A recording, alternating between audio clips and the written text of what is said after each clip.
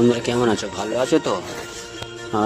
আমি ফেসবুকে একদিন একটা মেয়ে লিখে পাঠিয়েছে শালা, আমার বাবা মায়ের দায়িত্ব যদি মেয়েদের দিকে রাখতো, কোনো বাবা মায়ের বৃদ্ধাশ্রমে থাকতো না।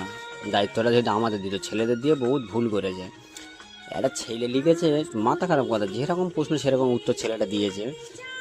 দেখো আপু আপু যদি নিজের শ্বশুর আর শাশুড়িকে নিজের বাবা মায়ের মতন মনে করতে পারেন, তাহলে বৃদ্ধ আশ্রমে আর থাকবে না, উঠে যাবে। আর বৃদ্ধ আশ্রমে কারো যেতে হবে না। তখন মেয়েটা ফের লিখেছে,